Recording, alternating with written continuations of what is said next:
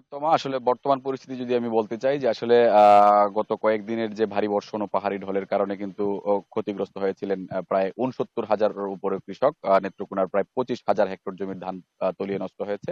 আর যেগুলো পানির নিচ থেকে কেটেছিল কৃষকরা সেগুলো আসলে চোখের সামনেই চারা গজিয়ে সেগুলো নষ্ট হয়েছে। এখন উঁচু, উঁচু এলাকাতে ধান কাটা শুরু হয়েছে।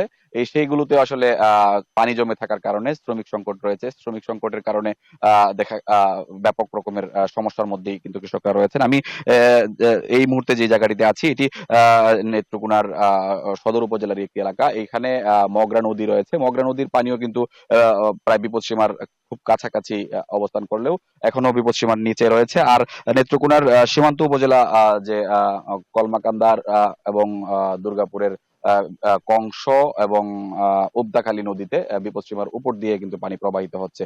আর বৈরী আবহাওয়ার কারণে বৃষ্টিপাত হওয়ার কারণে গত দুদিন কিছুটা রোদ উঠলেও বৃষ্টিপাত কিন্তু হয়েছে, যে কারণে ধানগুলো কিন্তু এখনো কাঁচা, যেই এই কাঁচা থাকার কারণে ধানের দাম কিছুটা কম।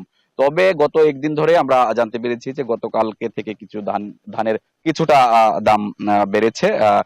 ৭০০ থেকে বিক্রি হলেও এখন কিন্তু প্রায় ৯০০ থেকে ৯২০ টাকা পর্যন্ত ধান বিক্রির খবর আমরা জানতে পারছি। সব মিলিয়ে বলবো যে ১,৮৫,০০০ হেক্টর জমিতে নেত্রকোনার যে এই বোরো ধানের আবাদ হয়েছিল সেগুলোর প্রায় ৫০% উপরে ধান কাটা কিন্তু ইতিমধ্যেই শেষ হয়েছে।